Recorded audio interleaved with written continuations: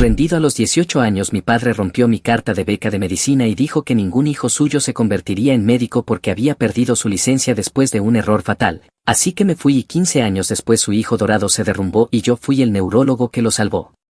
Hola Reddit, mi familia me echó por querer ser médico en lugar de abogado, me pareció bien, construí mi propia vida, lo logré de todos modos y nunca miré atrás. Años después aparecieron rogando por ayuda, pero antes de contar cómo terminó eso debo empezar desde el principio. Me llamo Ethan Johnson, tengo 18 años y nací en una familia que parece perfecta por fuera pero se pudre por dentro. Mi padre Robert Johnson solía ser un cirujano destacado hasta que un solo error le costó la vida a una niña de 14 años, perdió su licencia médica, su reputación y cualquier humanidad que le quedaba. Desde entonces ha estado amargado ocultando su vergüenza detrás de la arrogancia. Mi madre Margaret actúa como si todo estuviera bien, mantiene la casa impecable, organiza almuerzos benéficos y sonríe como si el pasado nunca hubiera sucedido, su negación es su armadura. Luego está Daniel, mi hermano mayor de 21 años, el chico dorado, estudia derecho, es elocuente, arrogante y seguro de sí mismo, todo lo que mi padre quería que yo fuera, lleva esa aprobación como una corona.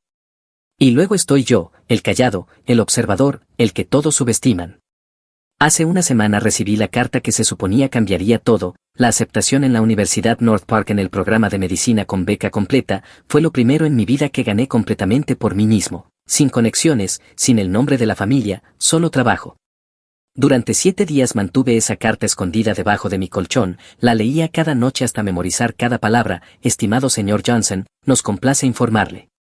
No se los conté de inmediato, sabía cómo reaccionarían, mi padre odiaba la medicina, la palabra misma era veneno en nuestra casa, pero la esperanza puede volverte estúpido, aún creía que tal vez, solo tal vez, esto lo haría sentirse orgulloso otra vez.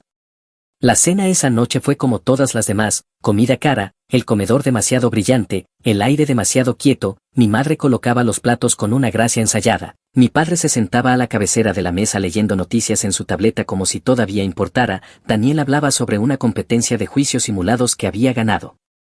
Esperé hasta que estuvieran a mitad de la comida, mis manos sudaban debajo de la mesa, podía oír el tic-tac del reloj de mi padre, finalmente dije que había sido aceptado en la Universidad North Park. Mi madre levantó la vista con una sonrisa educada y dijo que eso era maravilloso. ¿Qué programa? Medicina, dije.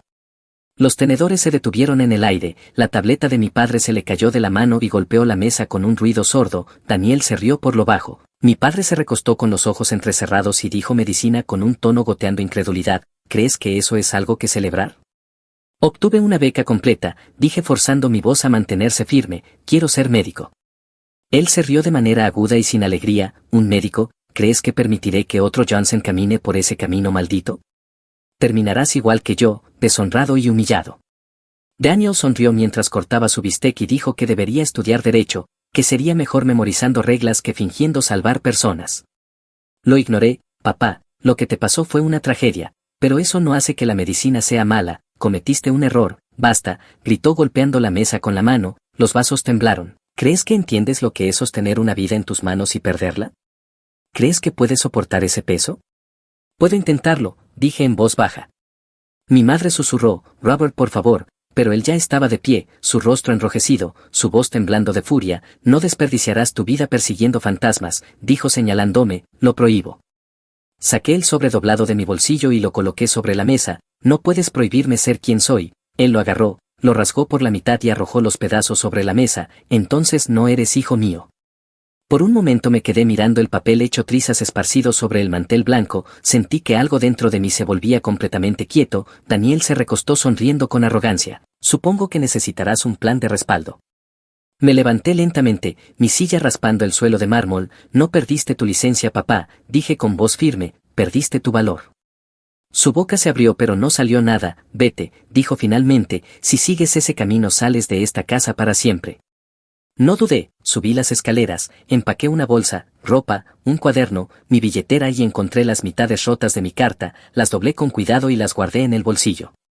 Cuando bajé de nuevo mi madre lloraba en silencio entre sus manos, Daniel no levantó la vista, mi padre miraba por la ventana con la mandíbula apretada, ninguno intentó detenerme. Afuera el aire era fresco y denso, caminé por el camino de entrada, pasé los autos relucientes y las ventanas iluminadas, la mansión parecía un santuario de todo lo falso, cara, vacía e intocable.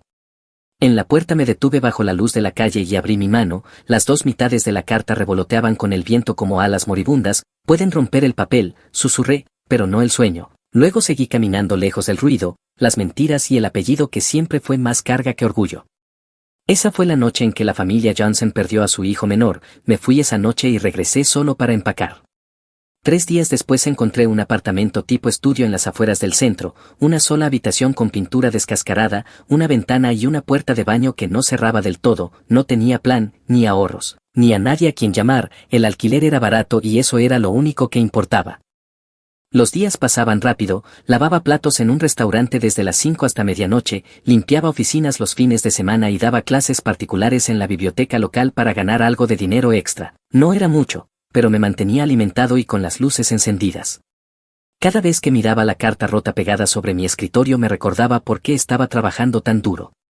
No había hablado con mi familia desde la noche en que me fui, ni una llamada ni un mensaje, una parte de mí quería creer que se pondrían en contacto, pero sabía que no lo harían. El orgullo era lo único que los Johnson sabían proteger. Una tarde, cerca del final de mi turno en el restaurante, un nombre familiar apareció en el ticket de pedido, Henry Johnson, mi abuelo, el padre de mi padre, no lo había visto en años. La familia siempre decía que era demasiado opinante, que era la forma educada de Robert de decir que no le gustaba que lo desafiaran.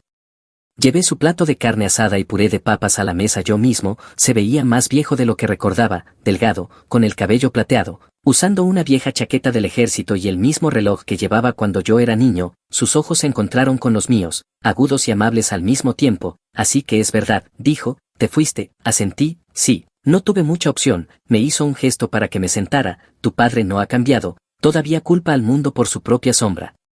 Me quedé callado, me observó durante un largo momento y luego dijo, entonces, ¿cuál es el plan, chico? Fui aceptado en la Universidad North Park, le dije, programa de medicina, beca completa, solo que no sé si podré permitirme vivir mientras estudio, ahora trabajo turnos dobles.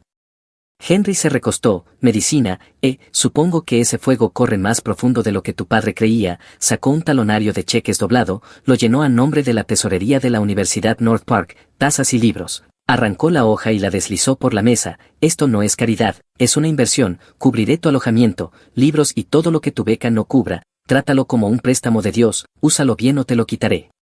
Parpadeé, ¿por qué yo? Sonrió levemente, porque tu padre dejó que el miedo lo definiera, tú no tienes que hacerlo, alguien en esta familia debería terminar lo que él no pudo, no discutí, solo asentí y dije gracias abuelo. Agitó una mano, no me agradezcas todavía, demuéstrame que tengo razón.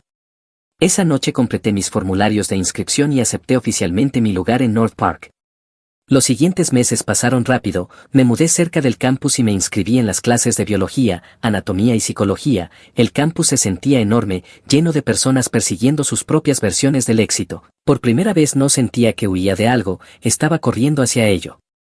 Henry se convirtió en mi mentor silencioso, llamaba todos los domingos por la noche, nunca por mucho tiempo, siempre directo, mantén la cabeza baja, no busques aprobación, busca habilidad, no trates a los pacientes para impresionarlos, trátalos para comprenderlos.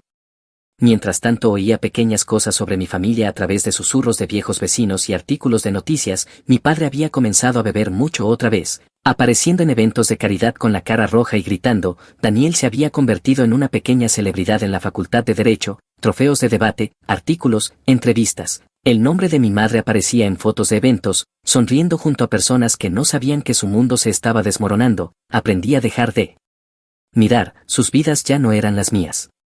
North Park no era fácil, hubo momentos en los que quise rendirme, cuando las cuentas se acumulaban, cuando fallaba un examen después de trabajar 12 horas seguidas, cuando me daba cuenta de que todos los demás tenían redes de seguridad, yo no, pero siempre recordaba la voz de Henry, no puedes controlar la tormenta, solo puedes seguir caminando a través de ella. Los meses se convirtieron en un año, obtuve calificaciones casi perfectas, mantuve mi trabajo en el restaurante los fines de semana y fui voluntario en el ala de neurología del hospital universitario. Observar a los pacientes recuperar el habla y el movimiento después de una lesión me fascinaba, el cerebro era frágil pero podía reconstruirse si se le daba la orientación adecuada, veía esperanza en eso. Una noche después de los exámenes de mitad de semestre salí de la biblioteca cerca de medianoche, al cruzar el estacionamiento noté una camioneta familiar estacionada al otro lado de la calle, dentro, detrás del parabrisas empañado, estaba Henry, no llamó ni saludó, Simplemente se sentó allí con las luces apagadas mirando los dormitorios, sabía por qué, quería asegurarse de que aún estuviera aquí, aún luchando, aún avanzando. Levanté una mano y, incluso desde la distancia, pude verlo asentir una vez antes de encender la camioneta, se alejó lentamente desapareciendo en la oscuridad. Me quedé allí un rato mirando las luces traseras desvanecerse, por primera vez en meses no me sentí solo. 3 años pasaron más rápido de lo que esperaba, entre clases, laboratorios y turnos en el restaurante, el sueño era algo que intercambiaba por supervivencia, mis manos temblaban siempre por el cansancio, no por los nervios, pero me acostumbré, ese era el costo del progreso. La Universidad North Park no era amable, cada día se sentía como una prueba de resistencia. Los laboratorios de anatomía se mezclaban con las clases de farmacología que llevaban directamente a grupos de estudio que duraban hasta el amanecer. La mayoría de los estudiantes se quejaban, yo no. Estaba allí porque alguien creía en mí y me negaba a desperdiciar esa fe. Mi fascinación por el cerebro comenzó durante el segundo año.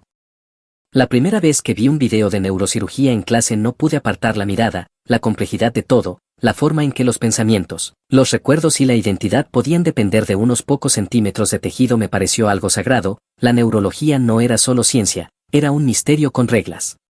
Empecé a pasar horas extra en el ala de neurología del hospital universitario, al principio como voluntario, luego acompañando a los médicos, observándolos diagnosticar pacientes que no podían hablar, moverse ni siquiera comprender su propio reflejo. Eso cambió algo en mí, cuanto más veía, más comprendía lo frágiles que eran las personas y cuánta precisión se necesitaba para repararlas.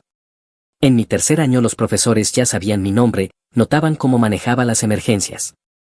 Una noche durante un turno de voluntariado en el hospital un paciente sufrió una convulsión, el residente entró en pánico y yo actué instintivamente despejando las vías respiratorias, girando al paciente y manteniendo sus signos vitales estables hasta que llegó la ayuda.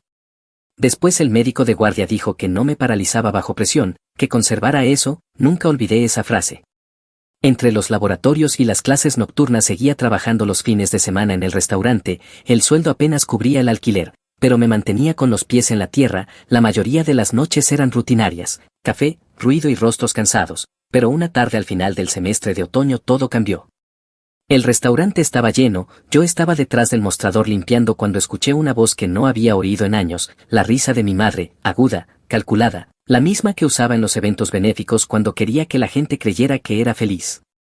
Levanté la vista y allí estaban, mis padres sentados en una mesa junto a la ventana. Mi padre se veía más pesado, más viejo, pero sus ojos no habían cambiado, fríos, dominantes. Mi madre estaba a su lado con un abrigo caro, su sonrisa demasiado brillante para un lugar así. Aparentemente un grupo de su evento benéfico había entrado después de una gala cercana. Verla en ese entorno era casi surrealista, joyas pulidas y perfume atravesando el olor a grasa y café. Por un momento pensé que podía permanecer invisible, pero entonces mi padre giró la cabeza y se quedó inmóvil, su mandíbula se tensó, mi madre siguió su mirada y su rostro perdió el color. Isen, dijo en voz baja, todas las mesas alrededor quedaron en silencio. Me limpié las manos con el delantal y caminé hacia ellos. Buenas noches, la voz de mi padre se alzó por todo el restaurante, así que para esto te fuiste, para servir mesas. La gente se volvió a mirar, su tono no era curioso, era veneno, trabajando, dije, como todos los demás aquí.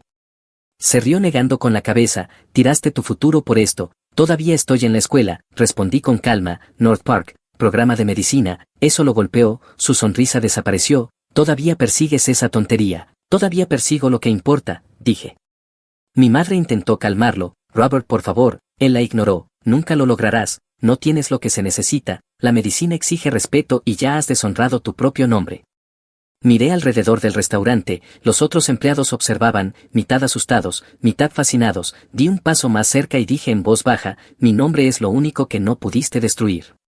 Durante unos segundos nadie respiró, luego tomé la cuenta intacta de su mesa y dije, esta va por mi cuenta, considéralo mi buena acción del año. Me di la vuelta y me fui. Mi madre me llamó con la voz temblorosa, pero no miré atrás, para cuando llegué al cuarto trasero mi pulso ya estaba estable otra vez.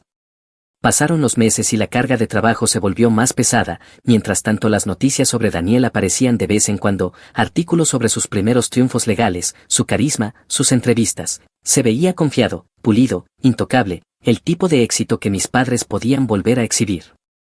Dejé de leer con el tiempo. Las llamadas de Henry se hicieron menos frecuentes, decía que estaba bien, solo ocupado, pero su voz sonaba más débil cada vez. Cuando me ofrecía visitarlo lo evitaba. No te preocupes por mi hijo, sigue con tu trabajo, Sabía lo que eso significaba, no quería que lo viera envejecer. Una tarde, después de otro turno de 14 horas, regresé a mi apartamento y encontré una carta en el suelo. La letra era temblorosa pero familiar. Henry, decía, Eason, el valor de un hombre no está en quien lo elogia sino en a quien sana. Ya has hecho más de lo que la mayoría logrará jamás. Sigue adelante, HJ. Doblé la carta con cuidado y la guardé en mi billetera. Esa noche estudié hasta que el sol comenzó a salir, la ciudad brillando dorada tras mi ventana. Mi reflejo en el vidrio se veía más viejo, más firme, alguien a quien mi padre ya no reconocería. Me había convertido en todo lo que él decía que no podía ser y aún no había terminado. 15 años habían pasado desde que dejé la casa de los Johnson. Tenía 33 años y era neurólogo en el Centro Médico St. Francis, reconocido por tratar trastornos autoinmunes y cognitivos complejos. Mi nombre aparecía en revistas científicas, mis pacientes confiaban en mí y había construido una reputación silenciosa por resolver casos que otros abandonaban. Vivía solo, trabajaba largas horas y lo prefería así.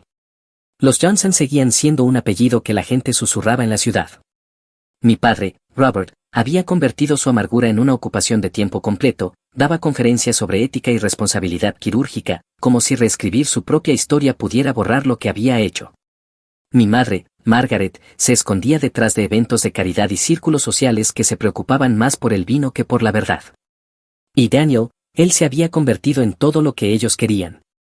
A los 36 años Daniel Johnson era una estrella en ascenso del derecho, juicios televisados, entrevistas en programas de debate, portadas de revistas que lo llamaban la mente de hierro de la ley moderna. Tenía el encanto, la confianza, la sonrisa, todo lo que brillaba bien bajo las luces. Luego comenzaron a aparecer las grietas, al principio pequeñas, citas olvidadas, nombres que no recordaba, estallidos de ira en reuniones. La gente culpaba al estrés, manejaba casos de alto perfil, el agotamiento era de esperarse, pero después vino la paranoia. Daniel acusaba a sus compañeros de robarle las notas, decía que lo seguían hasta su casa. Cuando su habla empezó a fallar, palabras simples se torcían o se repetían, su firma lo obligó a tomar un descanso. Aún así la familia lo llamó agotamiento. Mi padre dijo a los reporteros que era un asunto privado, mi madre afirmó que solo estaba cansado. Construyeron el mismo muro de negación detrás del cual siempre habían vivido. Luego una tarde, durante una audiencia televisada, Daniel se congeló en medio del alegato, el video se repitió en todas partes. Un momento estaba desmantelando al abogado contrario y al siguiente su rostro quedó en blanco, sus ojos se voltearon, su boca se movió sin sonido y luego cayó. Ese fue el día en que la imagen perfecta de los Johnson finalmente se rompió. Lo llevaron al hospital de inmediato, nadie podía descubrir qué le pasaba, la resonancia limpia, toxicología negativa, evaluaciones psiquiátricas contradictorias, algunos decían esquizofrenia de aparición temprana, otros epilepsia o psicosis inducida por drogas, cada diagnóstico lo empeoraba más. Robert atacaba a cada médico que no lograba arreglar a su hijo, acusaba a los hospitales de incompetencia y mala práctica, igual que una vez se acusó a sí mismo. Margaret apenas se alejaba del lado de Daniel, fingiendo que la fe podía reemplazar a la ciencia, y Henry, mi abuelo, observaba desde la distancia, más viejo, más lento, pero aún el único hombre en esa familia que enfrentaba la verdad, sabía que no era un escándalo, era otra tragedia. Cuando mi teléfono sonó esa noche yo estaba revisando imágenes en mi oficina, el número era desconocido pero reconocí la voz al instante. Eason, dijo Henry en voz baja, es hora. No había escuchado ese tono en años. ¿Qué pasó? Daniel, dijo, está en el hospital Westbridge, lo han tenido allí por semanas, nadie sabe qué tiene, tu padre está listo para incendiar el lugar y tu madre se está desmoronando. Me recosté en mi silla, ¿y me llamas por qué? Porque se quedaron sin médicos, dijo Henry con firmeza, y porque eres el único que quizá vea la verdad.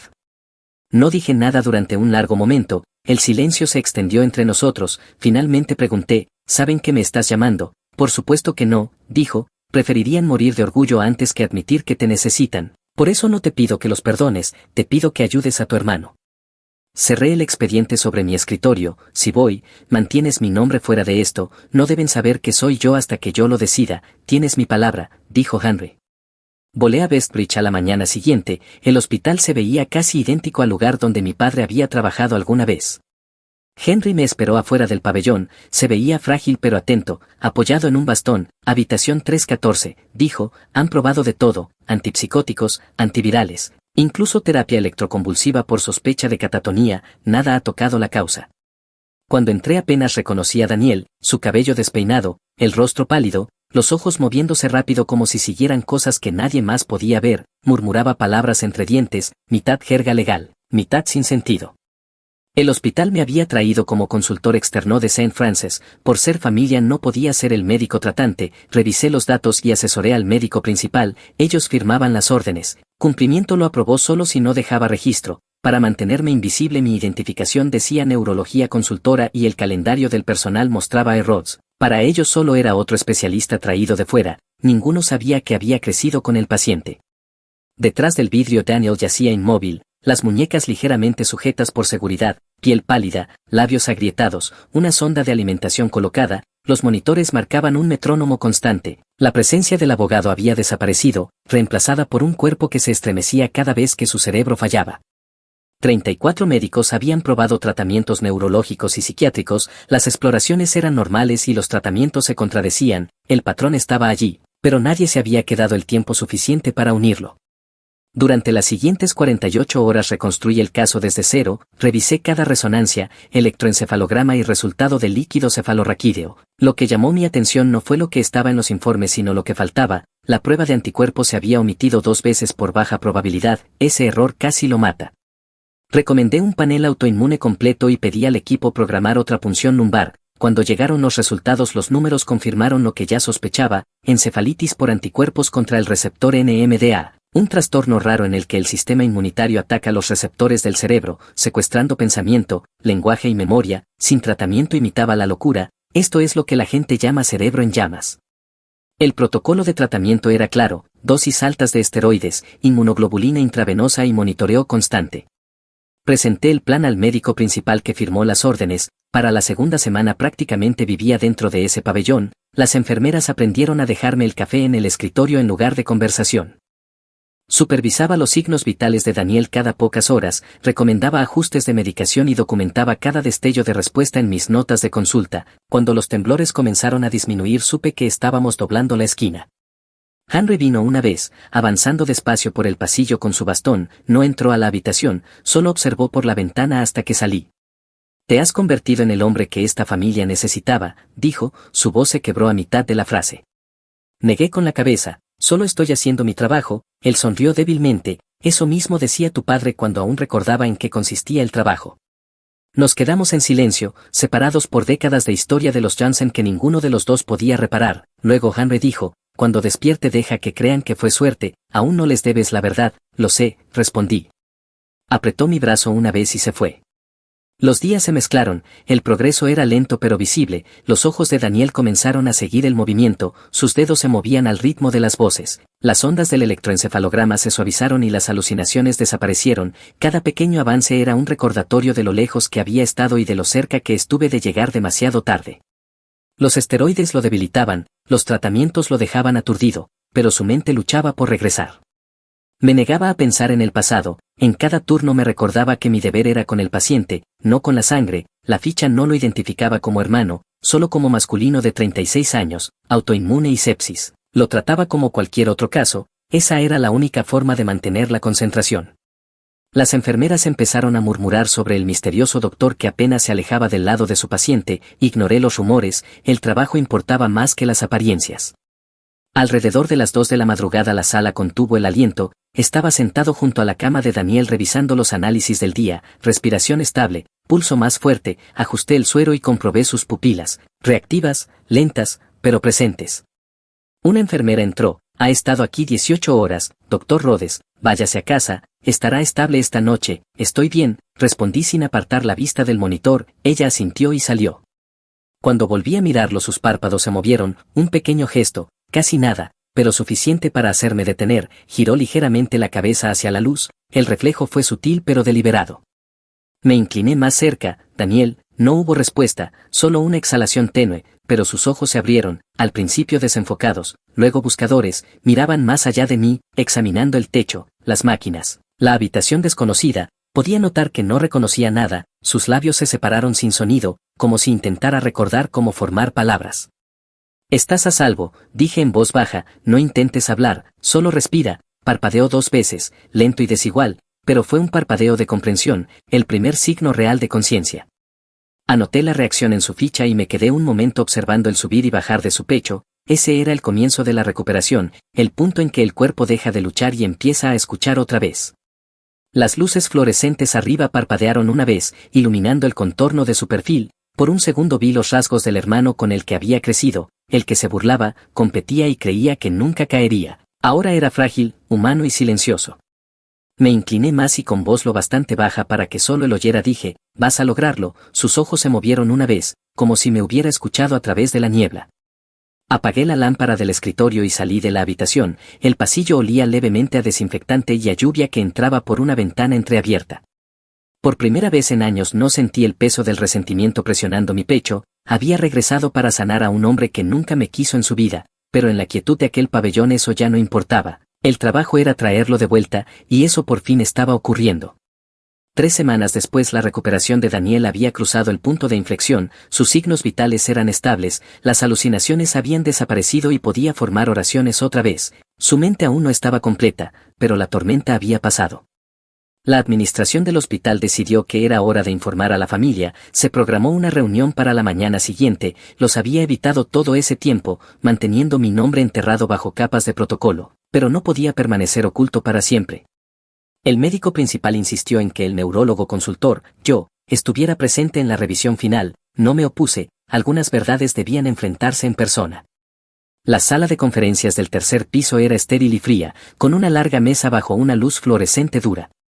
Fui el primero en llegar, me quedé en el extremo revisando por última vez los resultados de Daniel, los escaneos mostrando remisión, los niveles de anticuerpos volviendo a la normalidad, la prueba de lo que la medicina puede lograr cuando el miedo no interfiere. La puerta se abrió, Margaret entró primero envuelta en un abrigo elegante, demasiado formal para un hospital, se veía mayor, quebradiza, el brillo había desaparecido de sus ojos. Detrás de ella venía Robert apoyado en su bastón, aún con ese aire de superioridad aunque la derrota se aferraba a él como una sombra. Daniel lo seguía apoyado en una enfermera, cada paso parecía una negociación con la gravedad. No me reconocieron, todavía llevaba la mascarilla y la gorra de las rondas, el control de infecciones en el pabellón lo hacía rutina. Mientras la jefa de enfermeras me presentaba dijo, este es el neurólogo consultor que supervisó el caso, él explicará el plan de recuperación. El médico principal se sentó a mitad de la mesa hojeando la ficha de Daniel, mientras yo colocaba los escaneos, asentí una vez y comencé. El señor Johnson sufrió una encefalitis por anticuerpos contra el receptor NMDA, un trastorno autoinmune que ataca el cerebro, causa inflamación que altera la memoria, el habla y la percepción. Sin tratamiento puede causar daño permanente o la muerte. Escucharon en silencio, las manos de Margaret temblaban sobre su regazo, los ojos de Daniel permanecían en el suelo, la mandíbula de Robert se tensó como conteniendo algo que no podía nombrar. El tratamiento consistió en dosis altas de esteroides e inmunoterapia, continué, está respondiendo bien, pero su recuperación tomará meses, el cerebro necesita tiempo para reconstruirse, hice una pausa y añadí, si hubiera continuado un poco más no estaríamos aquí. Cuando terminé de explicar el plan el médico principal cerró la ficha y dijo, les daré unos minutos, salió dejándome con la familia. Robert se inclinó hacia adelante, doctor, dijo con voz ronca, ¿puedo saber su nombre? Levanté la mano y me quité la mascarilla. Silencio. Margaret contuvo el aliento de forma audible, sus ojos se abrieron con incredulidad que se convirtió en asombro, Robert se quedó completamente inmóvil, una mano aferrando el borde de la mesa, Daniel levantó la vista y parpadeó varias veces, como si intentara convencerse de que no estaba alucinando otra vez. Hola, dije con calma, ha pasado mucho tiempo. Nadie habló, la habitación pareció encogerse a nuestro alrededor. Finalmente Robert encontró su voz, áspera y rota, Isen, asentí una vez, tu hijo está vivo, eso es lo que importa. Robert se dejó caer en la silla más cercana, el rostro ceniciento, lo salvaste, después de todo lo que te hicimos, su voz se quebró a mitad de la frase. No respondí de inmediato, respiré despacio, firme y deliberadamente, hice mi trabajo, nada más. Negó con la cabeza, no, es más que eso, estaba equivocado, Isen, me equivoqué contigo, con todo. Margaret extendió la mano débilmente, creímos que te estábamos protegiendo. La miré a los ojos, no me estaban protegiendo la mentira de que su orgullo importaba más que sus hijos. Daniel habló por fin, su voz era baja pero clara, pudiste haberte ido, casi lo hice, respondí, pero hice un juramento para sanar, no para elegir quién lo merece. Robert se cubrió el rostro con las manos. El sonido de su respiración llenó la habitación, Margaret comenzó a llorar en silencio a su lado, Daniel permaneció quieto con una expresión imposible de leer. Después de una larga pausa Robert levantó la vista. Ethan, ¿puedes perdonarnos? Me quedé allí un momento dejando que el peso de su pregunta se asentara y luego dije con calma pero firmeza, el perdón no se gana pidiéndolo, se gana cambiando. Él asintió lentamente, sus hombros se hundieron por primera vez, vi al hombre detrás de la arrogancia, a un padre aplastado por el costo de sus propios errores. Recogí la carpeta de la mesa y la cerré, el personal continuará con su cuidado, ya transferí mis notas al médico tratante. Margaret intentó levantarse extendiendo la mano como para detenerme. Ethan, por favor, espera, pero no lo hice, caminé hacia la puerta. Detrás de mí Robert pronunció mi nombre una vez con la voz quebrada. Ethan, me detuve medio segundo pero no me giré. Estoy orgulloso de ti, dijo en voz baja, por primera vez no había ira en su tono, solo verdad. Seguí caminando, afuera el pasillo estaba vacío salvo por el suave zumbido de las luces del hospital, me puse la mascarilla de nuevo y pasé frente a la estación de enfermería sin decir palabra. A través del muro de cristal vi mi reflejo, más viejo, tranquilo, intocable. En la habitación detrás de mí mi familia se sentaba en silencio frente a los restos de lo que habían construido con sus propias manos, no necesitaba ver sus rostros para saber lo que vendría después, culpa, dolor, comprensión. La tormenta que habían desatado años atrás finalmente había cerrado el círculo, y esta vez yo no era quien se ahogaba en ella. Salí del hospital al aire fresco de la tarde, el sol se estaba poniendo tiñendo el cielo de dorado suave, respiré despacio, estable, limpio. Por primera vez desde que tenía 18 años el nombre Johnson no me parecía una maldición, era solo una historia que había dejado atrás. Pasaron los meses, el mundo fuera del hospital siguió su curso, pero dentro de la familia Johnson el tiempo se volvió lento. La recuperación de Daniel fue constante pero frágil, podía caminar, hablar y recordar la mayoría de las cosas, pero el filo de arrogancia que una vez lo definió había desaparecido, se había vuelto tranquilo, reflexivo, un hombre que aprendía a vivir sin aplausos. Robert por primera vez en décadas comenzó terapia, supe de ello por Henry. Margaret me escribía cada pocas semanas, mensajes breves, espero que estés comiendo bien, Daniel pregunta por ti, tu padre está intentando. Los leía todos pero nunca respondía. Algunas cosas no necesitan cierre, necesitan distancia. Henry se mantuvo en contacto incluso cuando su voz se volvía más débil, nunca faltó a nuestras llamadas semanales. Una tarde me dijo, la familia finalmente está viendo lo que tú siempre supiste, que la verdad no necesita gritar para ser escuchada. Sonreí al teléfono, tú me enseñaste eso, él rió suavemente, no, lo aprendiste solo, yo solo te recordé quién eras. Una semana después volvió a llamar, su tono era tranquilo pero había algo definitivo en él. Ethan, voy a invitar a todos a cenar por última vez. No pregunté qué quería decir, ya lo sabía. La cena se celebró en su casa, a las afueras de la ciudad, una vivienda modesta, limpia, silenciosa, llena del olor a roble y tomillo. Era la primera vez en 15 años que los 5 estábamos en la misma habitación. Robert llegó primero caminando más despacio pero más erguido, Margaret lo siguió, compuesta pero vacilante, como si las paredes recordaran demasiado. Daniel fue el último en entrar, con las manos en los bolsillos, aún más delgado que antes pero firme en sus pasos. Me quedé junto a la ventana hasta que Henry me indicó que me sentara, se veía frágil pero con la mirada clara, el cabello blanco cuidadosamente peinado, el bastón apoyado al lado de la mesa. La cena fue sencilla. Pollo asado, verduras y café negro, nadie habló mucho, el silencio no era pesado, era cuidadoso, como si todos temieran romper algo frágil.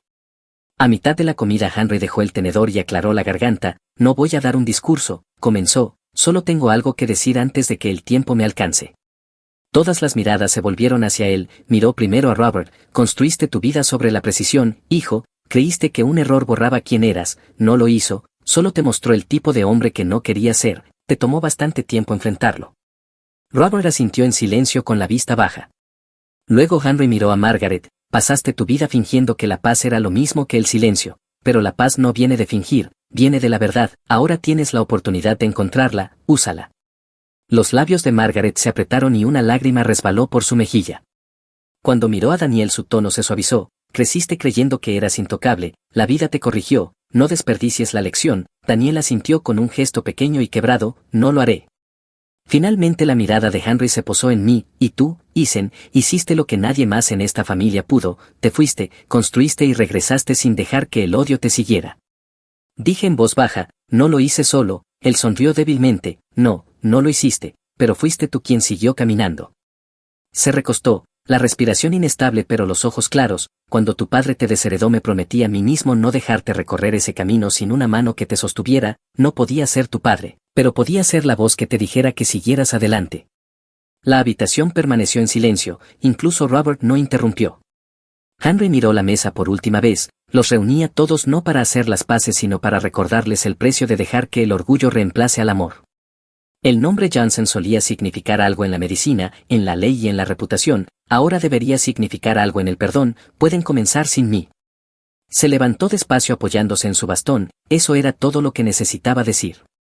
Nadie habló el resto de la noche, terminamos la cena en silencio. Cuando me fui Henry me abrazó más fuerte que nunca, no esperes que te entiendan, dijo, solo sigue siendo tú. Esa fue la última vez que lo vi con vida. Henry murió 2 semanas después mientras dormía. Su abogado me contactó tras el funeral, en su testamento me dejó una parte de su patrimonio, no para mí, sino para algo que llamó trabajo inconcluso.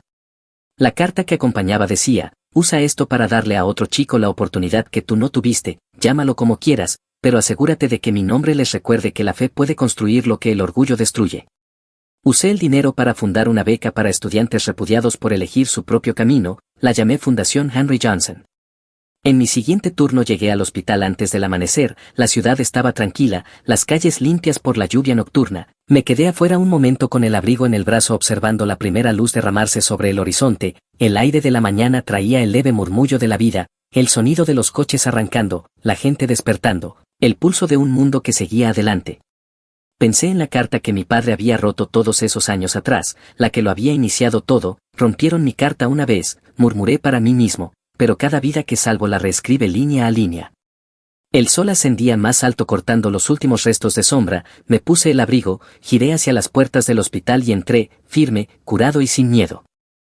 Después de una pelea ella se burló diciendo que yo tenía suerte de que todavía estuviera allí, que podría estar en Cabo con alguien que la apreciara, pensó que iba a rogarle, pero yo le dije entonces reserva el vuelo, se rió hasta que me mudé, cancelé todo y su estilo de vida falso se vino abajo.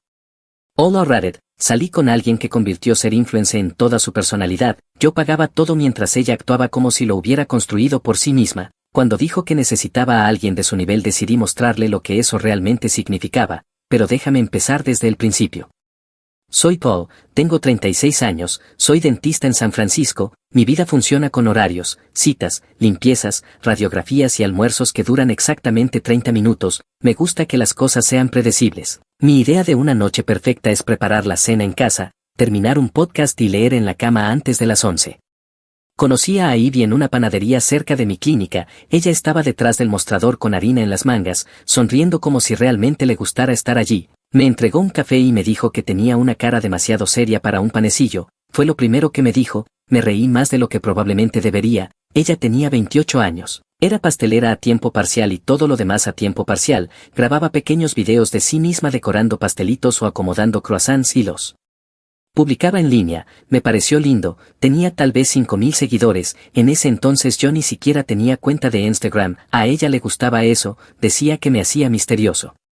Salir con ella fue divertido al principio, nos equilibrábamos, yo era estructurado, ella era espontánea. Me hacía saltarme el gimnasio para conducir hasta la playa un martes por la noche porque la puesta de sol era demasiado buena para desperdiciarla, yo le recordaba pagar su factura del teléfono a tiempo, funcionó por un tiempo, después de un año empezamos a hablar de mudarnos juntos.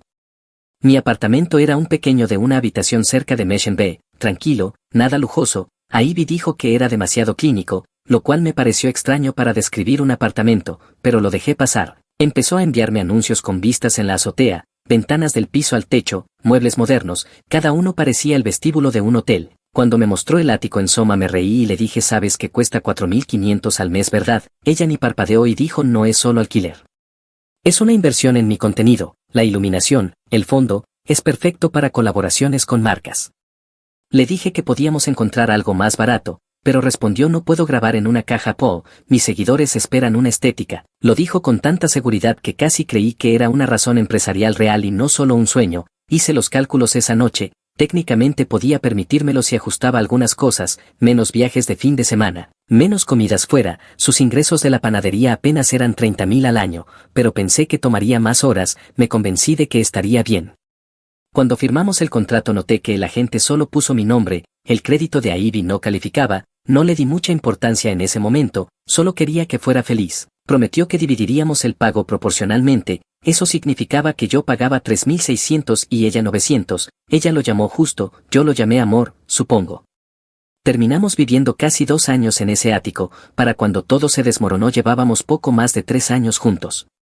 El primer mes en el ático fue emocionante, pasaba horas filmando vertidos de café y tomas frente al espejo de sus atuendos, reorganizaba los muebles para obtener mejores ángulos, yo trataba de adaptarme literalmente. Algunas mañanas salía corriendo al trabajo y ella me pedía que no cruzara la sala porque estaba grabando un apartamento limpio, vibra matutina. Empecé a guardar una camisa extra en la clínica porque una vez me dijo que mis uniformes arruinaban su toma. Por la noche se quedaba mirando el teléfono mostrándome comentarios, mira alguien dijo que ama nuestra vista, cuanto más grababa menos hablábamos, se quedaba despierta editando videos mientras yo leía en el sofá. A veces me preguntaba si pensaba que sus subtítulos sonaban auténticos, nunca supe qué significaba eso así que solo asentía, le gustaban los planes espontáneos, cenas tarde, viaje sorpresa de fin de semana. A mí me gustaba saber lo que haría con anticipación, ella decía que yo era demasiado predecible, yo decía que ella era un caos, ninguno estaba equivocado. Una noche llegué a casa y la encontré sentada con las piernas cruzadas en el suelo rodeada de cajas de alguna marca de cuidado de la piel, me enviaron un paquete de relaciones públicas, dijo con los ojos brillando, esto es lo que se siente al lograrlo, sonreí pero algo en mi pecho se sintió raro, era como si ya no formara parte de su mundo, solo un fondo en su video destacado. Empezó a grabar todo, el desayuno, el café, nuestra sala durante la hora dorada, tarareaba mientras el temporizador de la cámara parpadeaba en rojo, todavía trataba de que funcionara. Le compré un mejor trípode para su cumpleaños aunque no entendía por qué necesitaba 3, seguía pagando el alquiler a tiempo, me decía a mí mismo que el desequilibrio era temporal, que tal vez su contenido realmente se convertiría en algo grande. Para el tercer mes había comenzado a llamar al ático su estudio, esa palabra se me quedó grabada. Cuando una marca necesitaba más espacio o paredes blancas alquilaba un estudio con luz natural por unas horas. Dejó de ser un hogar en el momento en que lo dijo, no dije nada, en medio de toda la escenografía me di cuenta de que vivíamos 2 vidas diferentes en el mismo lugar y solo uno de nosotros pagaba por ambas. Todo empezó con un video sobre Matcha, se grabó batiendo té verde a cámara lenta con la luz del sol golpeando la encimera, el clip duraba 15 segundos, nada especial, 2 días después tenía 500.000 de vistas. Llegué a casa del trabajo y ella estaba sentada en el suelo rodeada de paquetes y su teléfono explotando con notificaciones. Paul, esto es una locura, dijo sonriendo, la gente me ama, creo que finalmente encontré mi camino, sonreí, le dije que bien por ella y fui a preparar la cena. Pensé que era solo una casualidad, pero no lo fue, una semana después alcanzó 50.000 seguidores, luego 100.000, comenzó a recibir productos gratis por correo, cuidado de la piel, suplementos, utensilios de cocina, pronto las marcas empezaron a pagarle por publicar, dinero real también, el trabajo en la panadería terminó un mes después. Dijo que necesitaba concentrarse en el contenido a tiempo completo, ese año ganó alrededor de 80.000, pero el gasto la alcanzó rápidamente, zapatos de diseñador, atuendos, equipo de iluminación. Todo eran inversiones, nuestro apartamento parecía un almacén de cajas patrocinadas y trípodes, también empezó a hablar de manera diferente, menos sobre hornear y más sobre el algoritmo y la marca personal, dejó de preguntarme por mi día, solo me pedía si podía sostener la cámara, al principio no. Me molestó, quería que tuviera algo de lo que estuviera orgullosa, luego empezó a menospreciar todo lo demás, estás demasiado cómodo Paul, dijo una noche mientras deslizaba el dedo por el teléfono, nunca te sientes atrapado, has estado haciendo lo mismo durante años, dirijo una clínica le dije, es estable y paga bien, eso no es ambición, eso es mantenimiento, no supe qué decir, no estaba siendo cruel exactamente, pero había algo frío en su tono, como si realmente lo creyera, cuanto más atención recibía en línea, menos notaba cualquier otra cosa, la cena se enfriaba mientras editaba, estábamos a mitad de una película y pausaba para revisar los comentarios, me despertaba y la encontraba sentada en el suelo grabando su rutina matutina, dejó de comer los pasteles que solía amar porque el azúcar hincha en cámara, el apartamento ya no se sentía nuestro, era su escenario.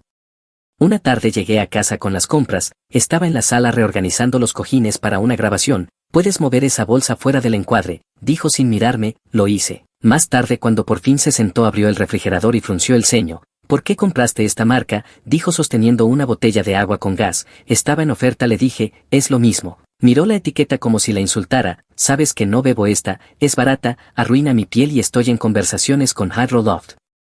River Fizz es su competidor, no puedo tener su etiqueta en mis videos, es solo agua a Ivy, no, no es solo agua, se trata de prestar atención, no lo entiendes verdad, todo lo que uso, todo lo que muestro me representa, mi imagen, mi marca, me apoyé en la encimera, es para el refrigerador, no para tus pies, no estamos filmando una campaña ahora, cruzó los brazos, ese es tu problema, piensas en pequeño, actúas como si la vida debiera tratarse de estar cómodo, sabes que tienes suerte de que todavía esté aquí, podría estar en Cabo con alguien que me aprecie, por un segundo casi le pedí perdón, viejo hábito, pero no lo hice, entonces reserva el vuelo dije en voz baja, su rostro se quedó inmóvil como si no me hubiera oído bien, normalmente esperaría que la siguiera o tratara de calmar las cosas, esta vez no me moví, tomó su teléfono murmurando algo sobre necesitar aire y se fue, desempacé el resto de las compras solo esa noche, no regresó hasta pasada la medianoche, yo estaba medio dormido. Cuando se metió en la cama y revisó sus notificaciones, no dijo nada y yo tampoco. Los días siguientes se sintieron raros, apenas me hablaba a menos que fuera sobre grabar, mantuve las cosas cordiales pero breves, noté que se daba cuenta por la frecuencia con la que me miraba esperando una reacción. En línea se duplicó, mantra sobre esfuerzo, energía e independencia envueltos en videos perfectamente editados, no comenté nada, pero lo leí 2 veces, en casa estaba más fría, aunque demasiado amable cuando necesitaba algo, puedes llevarme a un evento de marca, o puedes revisar este contrato, dije que sí las primeras veces, luego empecé a decir que estaba ocupado, seguí pagando el alquiler, las facturas, todo a tiempo, seguí volviendo al mismo apartamento, pero sentía que solo era un extra de fondo ahora. Una noche grabó un video en la cocina sobre noches de lujo y autocuidado y me pidió que permaneciera en silencio mientras hablaba a la cámara sobre gratitud, cuando terminó me miró y dijo podría sonreír más, siempre pareces cansado, casi me reí, sí, probablemente, volvió a grabar. La observé a través del reflejo en la ventana, luz de aro, sonrisa falsa, postura perfecta. En algún momento de esa escena me di cuenta de que no reconocía a la persona que estaba allí, ya no era la chica que me ofreció un panecillo con harina en la mejilla, era alguien que medía su vida en la X y patrocinios. Durante las siguientes semanas repetimos las mismas discusiones, ella quería viajes improvisados y energía, yo quería un calendario, guardábamos silencio, luego ella publicaba sobre conexiones reales y grandes cosas que estaban por venir, la distancia solo seguía creciendo, a la mañana siguiente estaba fría otra vez. Unos días después recibí una llamada de su amiga Jade mientras estaba en la clínica, Jade siempre había sido lo suficientemente amable, aunque vivía en el mismo mundo de influencers que a Ivy, empezó con charla ligera y luego dijo a Ivy ha estado muy estresada últimamente. Ella siente que te estás alejando, lo estoy dije, Jade dudó, solo quiere sentirse apoyada, sabes la presión que tiene, apoyar no significa fingir que todo tiene sentido le respondí, he estado pagando su vida mientras le dice a internet que soy quien la frena, Jade guardó silencio por unos segundos, tal vez no se da cuenta de cómo se ve, si se da, dije y terminé la llamada. Esa noche a Ivy preguntó, ¿te llamó Jade? Sí, le dije, no soy terapeuta, a Ivy resopló, así que ahora estoy loca, no dije eso, cruzó los brazos, has cambiado Paul, ahora eres frío, antes te importaba, antes me importaba a alguien a quien también le importaba, le dije, ya no sé quién eres, no respondió, los días siguientes fueron silenciosos, se mantenía ocupada grabando y publicando, yo mantenía mi enfoque en el trabajo, cuando llegaba a casa la encontraba sentada junto a la ventana con la luz de aro encendida y los ojos fijos en el teléfono, a veces hablaba a la cámara sobre dejar ir la negatividad mientras yo pasaba por detrás invisible, empezó a salir más, reuniones, sesiones de contenido, cenas con gente de su industria, salía apurada y volvía tarde siempre actuando como si estuviera demasiado cansada para hablar, dejé de preguntar a dónde iba. Una noche llegué temprano y la encontré sentada en el sofá en silencio, sin cámara, sin teléfono, solo mirando la vista, levantó la mirada cuando me vio, ya no te importa lo que hago, ¿verdad? Dijiste que querías libertad, respondí, solo estoy respetando eso, apretó la boca como si quisiera discutir pero no encontraba las palabras, volvió a mirar por la ventana. Después de eso algo cambió, dejó de intentar provocar reacciones en mí, seguía publicando las frases motivacionales de siempre, pero conmigo estaba callada, distante, debería haber sentido paz, pero no, se sentía como el final de algo que ya había aceptado. Ella pensó que mi calma significaba que ya no la amaba, la verdad era que simplemente dejé de luchar por alguien que solo quería atención. Tomó mi silencio como un desafío, podía verlo en su mirada, como si tratara de descubrir qué botones quedaban por presionar, nunca se dio cuenta de que ya no quedaba ninguno. Era el cumpleaños de la hermana de Ivy, no una gran fiesta, solo una cena familiar en casa de sus padres, su madre cocinó, su padre abrió una botella de jugo espumoso y había globos pegados torcidos en la pared, normal, simple, agradable. A Ivy pasó todo el camino practicando cómo iba a actualizar a todos sobre su carrera, así lo llamaba, la actualización. Yo solo asentí y mantuve los ojos en la carretera. Cuando llegamos su familia nos recibió con calidez, su madre me abrazó, su padre me dio la mano y su hermana Emily ya estaba sentada a la mesa sonriendo. Acababa de cumplir 26 y todos bromeaban sobre su crisis de cuarto de vida. A Ivy se rió, pero incluso entonces de alguna manera lo hizo sobre sí misma. Créeme, Emily. 28 es mucho más intenso, dijo ajustándose el cabello para una selfie. La cena empezó bien, su madre preparó pollo asado y puré de papas, su padre preguntó por mi clínica, le dije que el negocio iba estable, parecía genuinamente interesado, hizo algunas preguntas más. A Ivy no dijo una palabra durante casi toda la conversación, estaba deslizando el dedo por su teléfono bajo la mesa, luego Emily preguntó, entonces a Ivy, ¿cómo va lo de influencer? ¿Sigues haciendo los videos de marcas? A Ivy se enderezó como si hubiera estado esperando esa pregunta. Va genial, tengo un par de patrocinios en camino, tal vez incluso empiece mi propia línea de productos pronto. Su madre aplaudió suavemente. Eso es increíble, cariño. Su padre sonrió. Bien por ti. Espero que estés ahorrando algo de esos ingresos. A Ivy se rió con un tono agudo y a la defensiva. Claro, papá, estoy invirtiendo en mi marca, el apartamento, las grabaciones, todo forma parte de ello. Él asintió pero no dijo más. La conversación derivó hacia el nuevo trabajo de Emily. A Ivy parecía aburrida revolviendo su bebida. Cuando trajeron el pastel todos cantaron, tomaron fotos y rieron. Por un momento se sintió como antes, pero luego a Ivy cambió el ambiente. Me miró al otro lado de la mesa y dijo lo suficientemente alto para que todos la oyeran. Sabes, desearía que Paul me celebrara como celebramos a los demás. La habitación quedó en silencio. Su madre parpadeó. ¿Qué quieres decir, cariño? A Ivy dejó el tenedor. Él simplemente está distante, como si no le importara lo que estoy construyendo. También trabajo duro. Pero él lo trata como un pasatiempo. Intenté mantener la calma. A Ivy, este no es realmente el momento. Me ignoró. Es solo frustrante. A veces siento que estoy superando esta relación. Su padre carraspeó. Tal vez este no sea el mejor lugar para hablar de eso. Pero a Ivy siguió. No, creo que sí lo es. Todos deberían saber lo difícil que es construir algo cuando la persona a tu lado no te apoya. Dejé el tenedor y la miré, mi voz se mantuvo firme. Cada vez que algo no sale como quieres hablas de irte, tal vez un día realmente lo hagas. Silencio, se podía oír el zumbido del aire acondicionado. Emily miró hacia su plato, su madre se quedó inmóvil con el bocado a medio camino, su padre exhaló por la nariz y dijo en voz baja, no está equivocado a Ivy, eso le dolió más que cualquier cosa que yo dijera. Su rostro se torció entre sorpresa y rabia, increíble, todos están de su lado en él. Cumpleaños de mi hermana, su madre extendió la mano, cariño, nadie está tomando partido, olvídalo, dijo a Ivy levantándose, no puedo lidiar con esta energía ahora. Agarró su bolso y salió del comedor. La puerta principal se cerró de golpe un segundo después, nadie habló por un largo momento, luego su madre suspiró, lo siento mucho Paul, ha estado bajo mucha presión, lo se dije en voz baja, su padre asintió. Has sido paciente con ella, más de lo que la mayoría sería, no respondí a eso, solo ayudé a recoger los platos mientras Emily cortaba el pastel sobrante en pedazos más pequeños para guardarlo. Todos se movían despacio como intentando no romper algo frágil. Cuando finalmente me fui, su madre me abrazó de nuevo. Por favor, maneja con cuidado, dijo suavemente. Afuera Ivy estaba sentada en el coche con los brazos cruzados mirando por la ventana. Me subí sin decir nada. Encendió el coche pero aún no condujo. Me avergonzaste, dijo. Finalmente dije la verdad. Tú me hiciste quedar como un idiota frente a mi familia. ¿No necesitabas mi ayuda para eso? Se giró para fulminarme con la mirada. Se supone que debes apoyarme, Paul, no derribarme. Miré por el parabrisas. Apoyar no significa quedarme callado mientras reescribes la realidad. Apretó el volante con la mandíbula tensa y luego condujo. El resto del trayecto fue silencioso.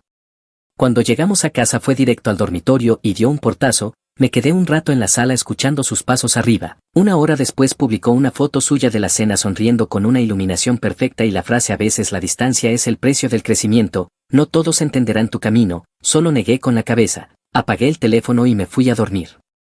La semana después de esa cena, a Ivy apenas me habló. Salía temprano para reuniones de marcas y volvía tarde oliendo a perfume y laca. La casa estaba silenciosa excepto por las notificaciones de su teléfono. Yo mantenía mi rutina, clínica, gimnasio, compras, casa, pero ya no se sentía como un hogar. Una mañana mientras ella grababa en la cocina fui a la oficina de arrendamiento camino al trabajo. La gerente Karen me reconoció de inmediato. Yo era quien manejaba todos los pagos del alquiler, las solicitudes de mantenimiento, todo. Buenos días, Paul, dijo. ¿Todo bien? Sí, respondí. Solo quería confirmar cuándo termina nuestro contrato. Tecleó unos segundos y luego dijo 45 días a partir de ahora. ¿Planeas renovarlo? No, no esta vez, Karen asintió, de acuerdo, como el contrato. Está solo a tu nombre, expirará automáticamente si no lo renuevas. Ivy está registrada como ocupante, no como titular del contrato, tú eres el único firmante, eso me dijo todo lo que necesitaba saber. Le agradecí, llené el breve formulario para rechazar la renovación y me fui. De camino a la clínica empecé a mirar anuncios, encontré un pequeño apartamento de una habitación cerca del trabajo por 2.100 al mes, limpio, tranquilo, con balcón hacia la calle, no se veía impresionante pero se veía en paz. Esa noche mientras Ivy hacía una transmisión en vivo en la sala yo estaba en mi portátil finalizando mi solicitud, cuando terminó me preguntó en qué trabajaba, en algo mío le dije, no volvió a preguntar. Durante la siguiente semana empecé a organizar mis cosas, servicios, internet, suscripciones, todo a mi nombre, abrí cada cuenta y programé las cancelaciones para el último día del contrato, llamé a la concesionaria sobre el Audi que conducía, el préstamo estaba a su nombre, mi tarjeta solo estaba registrada para el pago automático porque la suya no había sido aprobada cuando lo consiguió. Les dije que retiraba mi autopago y que ella sería responsable de los próximos pagos, dijeron que estaba bien siempre que los cubriera. Cuando se enteró irrumpió en mi oficina sosteniendo el teléfono como un arma, cancelaste el pago del coche, quité mi nombre le dije, ¿hablas en serio? Mi evento patrocinado es la próxima semana, necesito ese coche. Aún puedes tenerlo le dije, solo tienes que pagarlo, he cubierto el alquiler, los servicios y tu coche durante meses, quitar mi tarjeta de tu préstamo no es control, es un límite, me fulminó, esto es abuso financiero, casi me reí pero no lo hice, llevas tiempo diciendo que quieres independencia, solo me aseguro de que realmente la tengas, su rostro se enrojeció, me estás saboteando, intentas hacerme fracasar, he sostenido esto el tiempo suficiente, dije poniéndome de pie. Sigues diciendo que quieres independencia, así es como se ve, me miró como si no reconociera a la persona frente a ella, colocó el marco caído de nuevo en su lugar, se fue sin decir una palabra y cerró la puerta con 2 clics cuidadosos.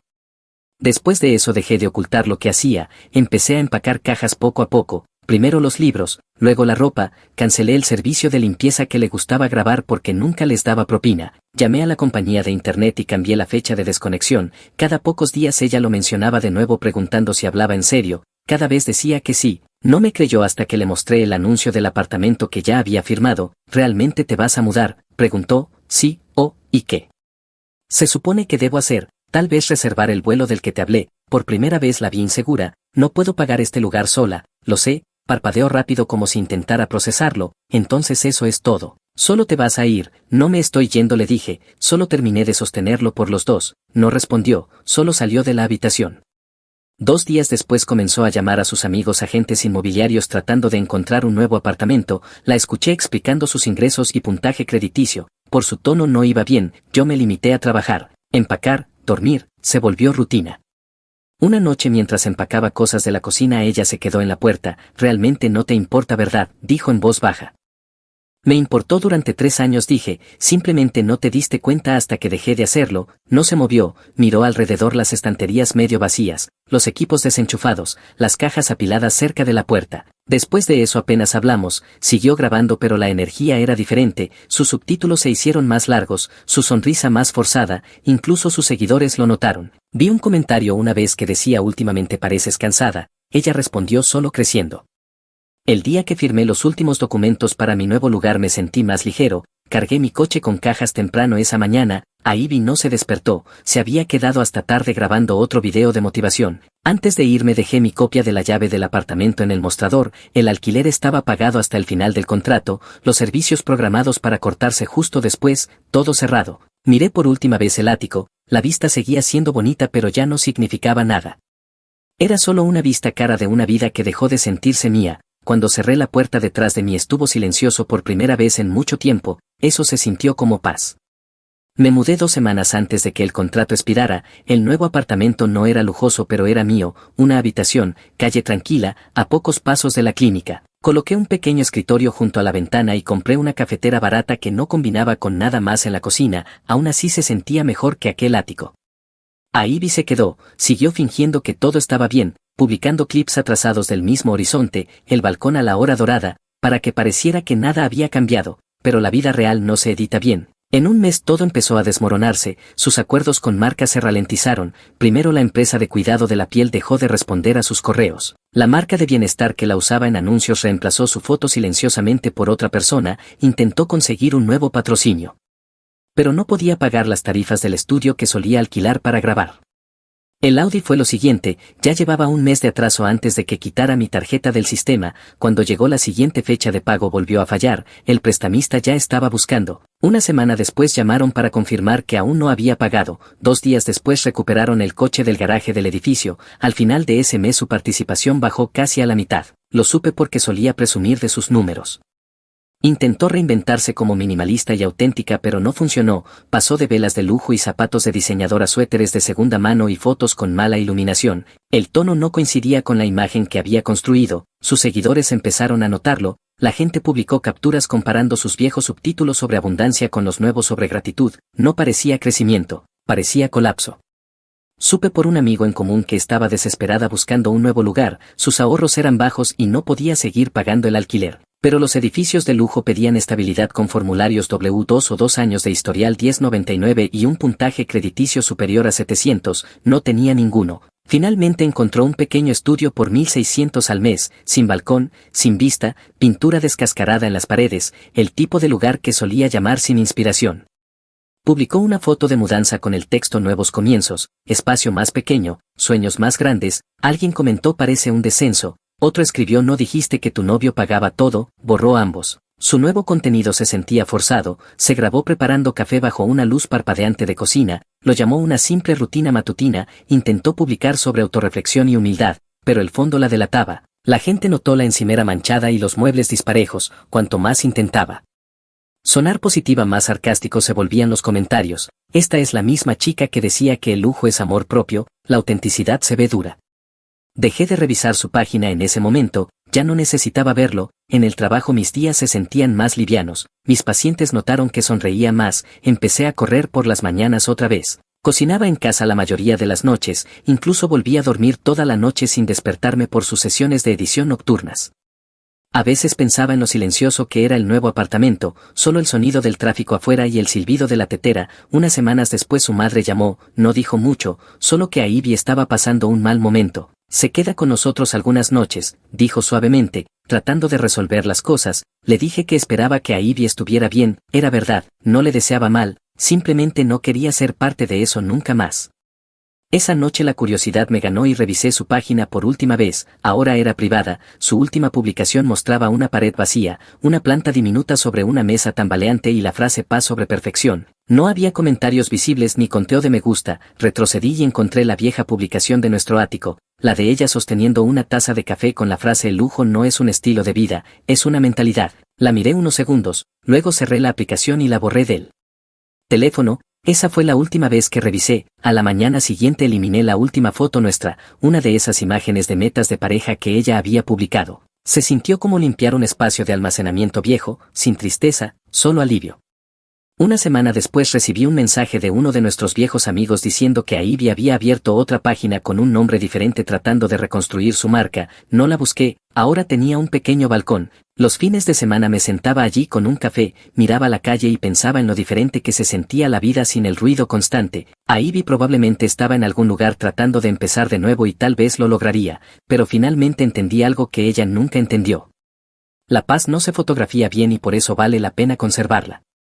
Unas semanas después de que Ivy se mudara a su nuevo lugar su madre volvió a llamar, su voz era cuidadosa, como si tanteara el terreno. Paul solo quería decirte que sé que las cosas se complicaron. Ivy está teniendo dificultades ahora, está dándose cuenta de muchas cosas. Me apoyé en la encimera escuchando, estoy seguro de que sí dije, nos contó lo que pasó, al menos su versión, pero puedo notar que dejó fuera mucho, no intervine para defenderme. Solo dije que nunca quise que fracasara, simplemente no podía seguir pagando una vida que no era mía. Su madre guardó silencio por un momento, te creo, fuiste bueno con ella, luego en voz más baja, tal vez demasiado bueno. Hablamos unos minutos más, sonaba cansada pero sincera, cuando colgué sentí como desaparecía el último rastro de culpa, su familia conocía la verdad y eso era suficiente. La vida después de Ivy fue tranquila de una forma que no había sentido en años, mis mañanas volvieron a empezar temprano, café, una carrera, una corta caminata a la clínica, sin montajes, solo sonidos ordinarios. Compré algunas plantas pequeñas para el balcón, una empezó a marchitarse, así que busqué en internet cómo arreglarla. Eso se volvió una pequeña rutina, revisar las hojas antes del trabajo, regar solo según el horario. Cosas simples pero que me mantenían con los pies en la tierra.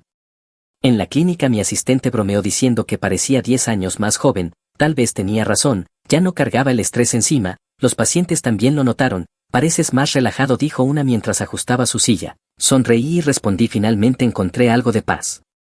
La mayoría de las noches preparaba la cena para uno, comía en la pequeña mesa junto a la ventana y veía cómo se encendían las luces de la calle, no era emocionante pero se sentía real. Un mes después recibí un mensaje de un número desconocido, empezaba con hola, soy Ivy, estaba usando el teléfono de su hermana Emily, arruiné todo, escribió, lo tiré todo por algo falso, pensé que estaba construyendo un futuro pero solo lo quemé todo, te extraño. Lo leí 2 veces, las palabras no me hicieron enojar ni me entristecieron, solo se sintieron como si hubieran llegado demasiado tarde, bloqueé el teléfono y lo dejé boca abajo sobre el mostrador, no respondí. 2 días después Emily me escribió por separado, gracias por no contestarle, necesita resolver las cosas, le dije espero que lo haga, esa fue la última vez que hablamos del tema. Desde entonces mis días tomaron ritmo, la clínica, algunos nuevos pacientes, un par de referencias, empecé a ser voluntario una vez al mes haciendo limpiezas gratis para ancianos que no podían pagarlas. No era algo grande pero se sentía correcto. Un viernes por la tarde un amigo de la universidad me invitó a una pequeña reunión en un café, casi dije que no pero decidí ir, fue allí donde conocí a Emma, trabajaba en análisis de datos para una empresa tecnológica en el centro, era tranquila pero segura de sí misma, con un sentido del humor seco que me tomó por sorpresa, hablamos de cosas al azar, tráfico, clientes raros, lugares favoritos para pedir comida, me preguntó sobre mi trabajo y realmente escuchó cuando se lo expliqué, sin entusiasmo falso, sin fingir que entendía, solo curiosidad honesta.